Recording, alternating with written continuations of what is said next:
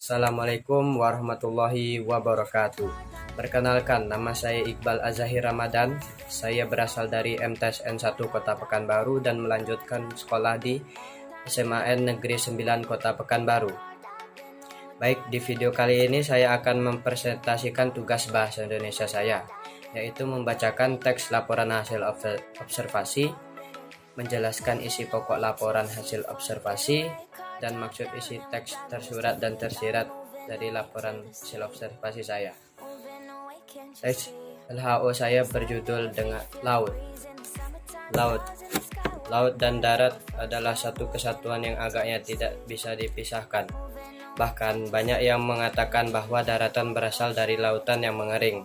Bahkan beberapa organisme di darat dikatakan berasal dari beberapa organisme laut yang berevolusi.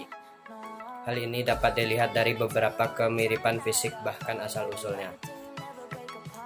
Laut sendiri memiliki arti sebagai sebuah kesatuan air yang rasanya asin dalam jumlah besar yang mengelilingi atau dikelilingi daratan.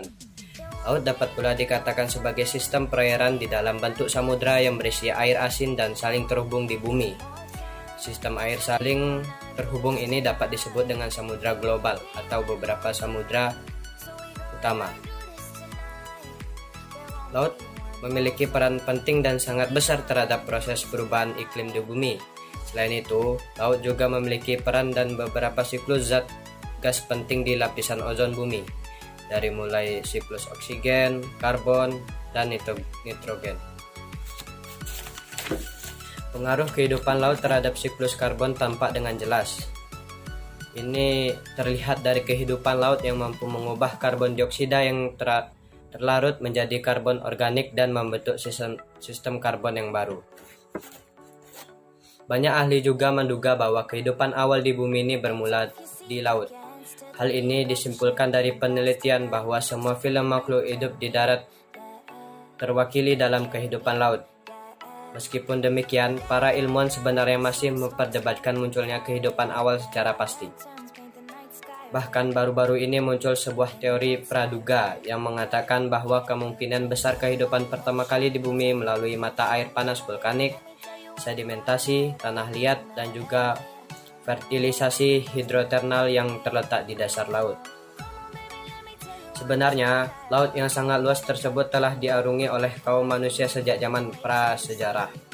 Hanya saja baru diadakan kajian modern dalam bentuk ilmu oceanografi pada tahun 1870, di mana ekspedisi HMS Wrangler yang dibuat Britania Raya atau Inggris dimulai. Secara umum, laut terdiri dari 5 samudra, meskipun oleh Organisasi Hidrografi Internasional hanya diakui 4 samudra besar. Laut dengan 5 samudra besar itu adalah Samudra Atlantik, Pasifik, Hindia, Arktik. Yang perlu diketahui adalah rasio antara luas daratan dan laut di belahan bumi utara ternyata lebih seimbang dengan perbandingan 2:3.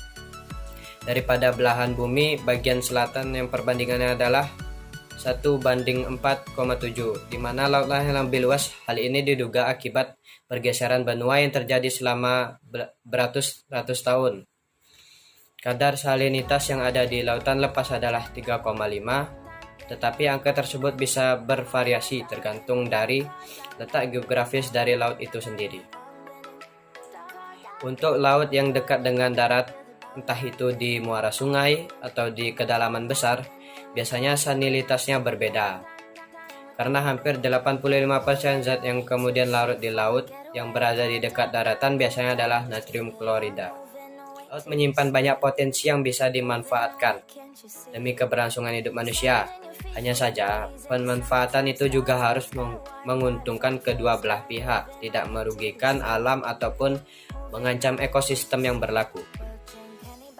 Selain itu, laut menjadi salah satu unsur penting bagi perekonomian suatu negara. Misalnya saja, proses ekspor, impor yang mendukung pemasukan negara tentu dilakukan via laut. Semua aktivitas perdagangan, industri, bahkan transportasi tentu saja dilakukan di laut. Selanjutnya adalah menyebutkan bagian dari deskripsi bagian. Secara umum, laut terdiri dari 5 samudra, meskipun oleh Organisasi Hidrografi Internasional hanya diakui 4 samudra besar laut. Dengan 5 samudra besar itu adalah Samudra Atlantik, Pasifik, Hindia, dan Arktik. Yang perlu diketahui adalah rasio antara luas daratan dan laut di belahan bumi utara ternyata lebih seimbang dengan perbandingan 2:3 daripada belahan bumi bagian selatan yang perbandingannya adalah 1:4,7, di mana lautlah yang lebih luas. Hal ini diduga akibat pergeseran benua yang terjadi selama beratus-ratusan tahun. Kadar salinitasnya yang ada di lautan lepas adalah 3,5, tetapi angka tersebut bisa bervariasi tergantung dari letak geografis dari lautan itu sendiri. Untuk laut yang dekat dengan daratan, entah itu di muara sungai atau di kedalaman besar, biasanya salinitasnya berbeda, karena hampir 85% zat yang kemudian larut di laut berada di dekat daratan biasanya adalah natrium klorida. Selanjutnya adalah deskripsi manfaat. Laut menyimpan banyak potensi yang bisa dimanfaatkan demi keberlangsungan hidup manusia. Hanya saja, pemanfaatan itu juga harus menguntungkan kedua belah pihak dan tidak merugikan alam ataupun mengancam ekosistem yang berlaku. Selain itu, laut menjadi salah satu unsur penting bagi perekonomian suatu negara. Misalnya saja proses ekspor, impor, dan yang mendukung pemasukan negara tentu dilakukan via laut. Semua aktivitas perdagangan, industri, bahkan transportasi tentu saja sangat dipengaruhi oleh keberadaan laut. Selanjutnya adalah makna tersurat dalam teks tersebut. Laut adalah salah satu unsur penting yang mendukung kehidupan manusia, sebab siklus oksigen, karbon, dan nitrogen yang mempengaruhi iklim bumi sebagian besar terjadinya di laut. Selain itu, laut juga berperan dalam bidang ekonomi dan penyebaran budaya yang ada di muka bumi ini. Nah, dalam makna tersirat dari teks tersebut adalah mengingat begitu banyaknya manfaat laut untuk kehidupan manusia, membuat kita seharusnya bisa lebih menjaga keberadaan bumi dan laut itu sendiri. Contohnya ialah dengan tidak membuang sampah sembarangan, tidak menangkap ikan dengan bom, dan cara-cara manusiawi lainnya sehingga ekosistem dan keseimbangan laut tetap terjaga. Demikian presentasi dari saya, lebih dan kurang saya mohon maaf karena manusia tidak pernah luput dari sebuah kesalahan. Billahi taufik wal hidayah. Wassalamualaikum warahmatullahi wabarakatuh.